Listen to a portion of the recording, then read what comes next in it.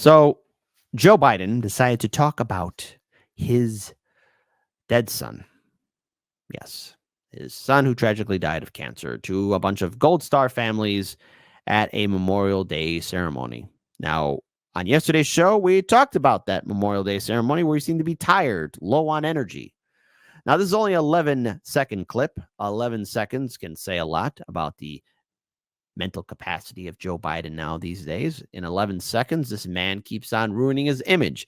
And I've been playing videos like that on this show because they resonate, they stay, and people are seeing just how senile and out of touch our old president truly is. But see, he's got scandals flying around him too. He's got scandals up the wazoo. It's not just Trump, it's also Biden as well, especially in regards to his previous business dealings, his situation with his son Hunter Biden, and so much more. So when we play this video clip, it's going to lead into a situation that I see happening at the DNC convention that's going to be happening here on August 19th through the 22nd. Folks, I want to promise that we're going to be, doing as much as we can to cover the convention. But after this video and all the other previous videos that I played weeks before, it is becoming very clear to me, as it should become very clear to you, that the Democrats want to do everything they can to control the image of how the DNC convention will be presented to the American people. There's a lot of work that we got ahead of us for in August.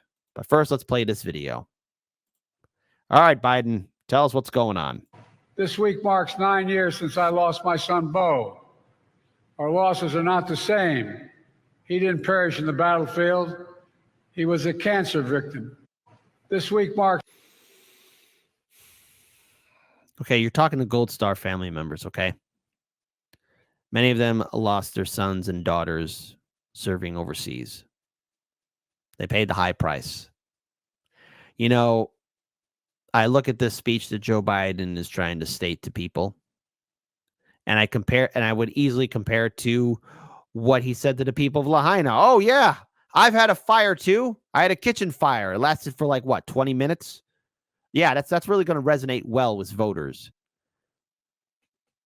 I don't know how many of those Gold Star families reacted to that, but I'm pretty sure many of them left being uninspired by the president and understanding full well that we have a senile old man running the show. But why did I play that video? Here, let's play that video again one more time, just so all of you can hear it, because it's going to be brought up in this next video, which we now have to discuss for the fallout for that in this article about how the DNC is going to be doing everything it can to virtually nominate Joe Biden ahead of the convention. That's right, ahead of the convention. So one more time with this video. This week marks 9 years since I lost my son, Beau. Our losses are not the same. He didn't perish in the battlefield. He was a cancer victim. This week marks 9 years. So let's play this video. Listen very carefully. On another topic, why did President Biden have a private meeting with a witness who plans to testify in court against his son? Can you say more? Hallie Biden is a key government witness who allegedly disposed of a gun that Hunter is accused of buying illegally. Yes. Okay. We're bringing up Hunter Biden. That 11-second speech will be brought up very soon. Pay attention. President Biden was at... Let me rewind that again. Can you say more? Hallie Biden is a key government witness who allegedly disposed of a gun that Hunter is accused of buying illegally. President Biden was at her house this week. I think the American people should also be told the full breadth of this, not just a part of this question here. As you all know, the president actually spoke to this yesterday during his memorial, I think impactful, powerful Memorial Day address, where he talked about the passing, the anniversary, the 9th anniversary of the passing of his son. And he visited her as... Really? Don't you find it all one big coincidence? He talks about his son and then visits his dead son's wife, his same wife who had an affair with Hunter Biden. I mean, look, listen. These politicians and their families are not normal people, okay? Their actions say a lot. But it's almost as if surprisingly, in a controversial statement, that Joe Biden and his team want to do everything they can to present themselves fairly amongst the American people, so they can't have any scandals surrounding that. Let's play that again one more time, just so all of you can hear that. Part of this question here.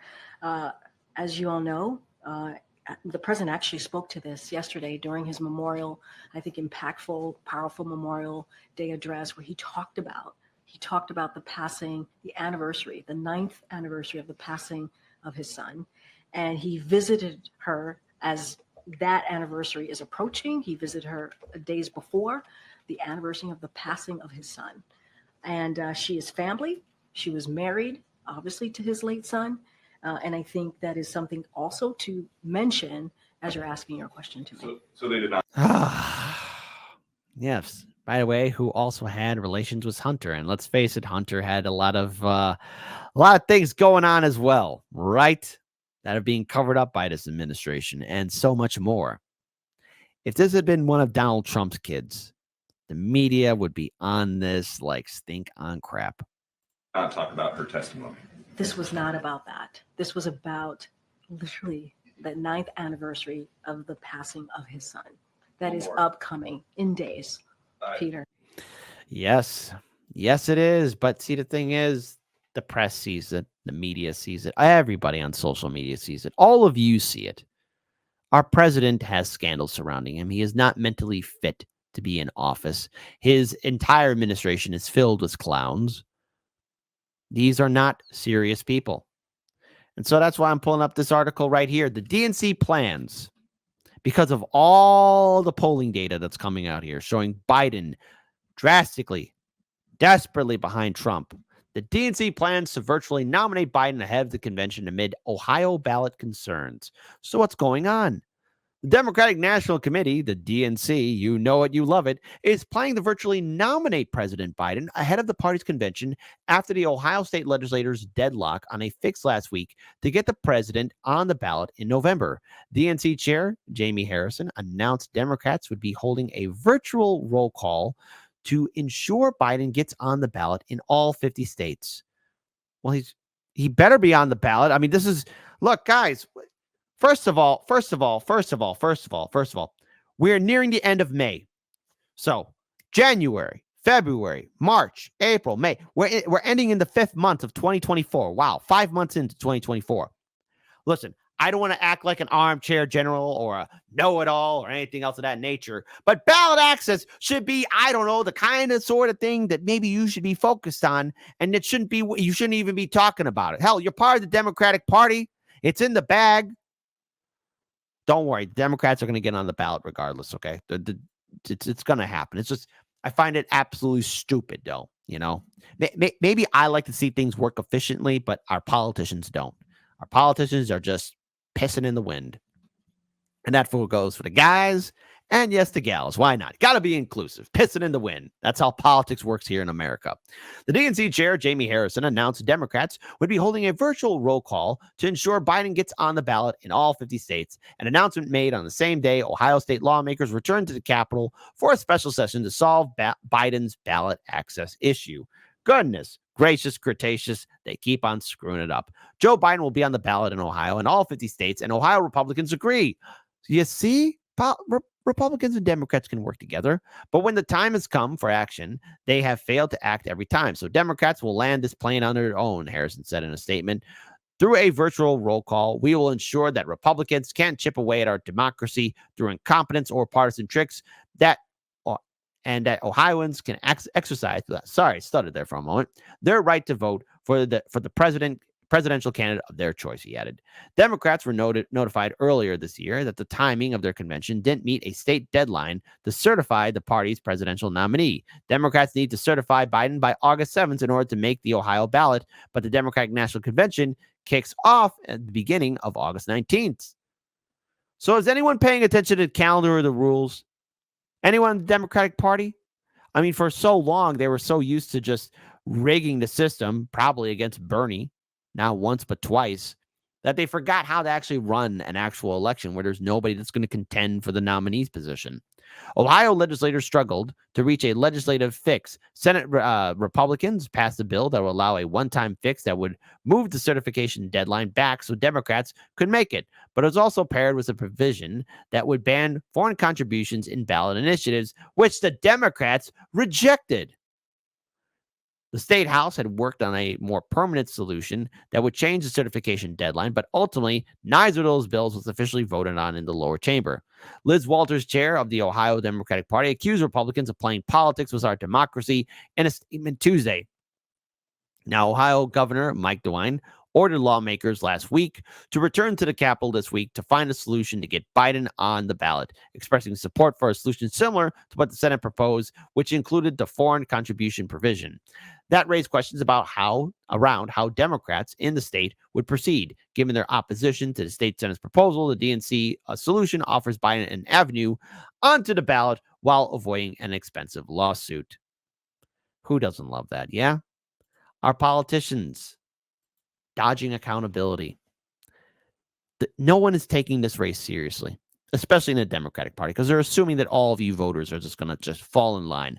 And by doing this virtual roll call, the Democrats are going to ensure that Biden gets a nomination ahead of the convention. Dare I say it, DNC convention, looks like half of it is going to be virtually online anyways. Well, then why is it? Why is it Chicago politicians? Explain this to me. Oh, probably because for money reasons, money laundering. I don't know. Just an opinion, after all. But perhaps maybe these just politicians want to make themselves look busy. But why are you doing all these roadblocks? Why are you doing all these updates and changes and security and everything else that's going to be happening with the convention as it comes to the Windy City? No one should be trusted at this point, especially when it comes down to the Democrats and how this convention will play out. Now, Hardlands Media, we're going to be doing everything in our power to interview the activists and organizers, and yes, even going inside the convention to cover it. But knowing how this is all being proceeded, all the actions and steps that are being done, what I can take away and what all of you can take away, and we will be covering it, and we will probably be shining a big light on it, the Democrats want to control a narrative, and the narrative is do not challenge Joe Biden. Stop being critical. Ignore the scandals. Ignore the crimes. Ignore his mental decline. Just shut up and vote blue. That's what the Democrats want you to do. They want you to shut up and fall in line. It's how they've always been.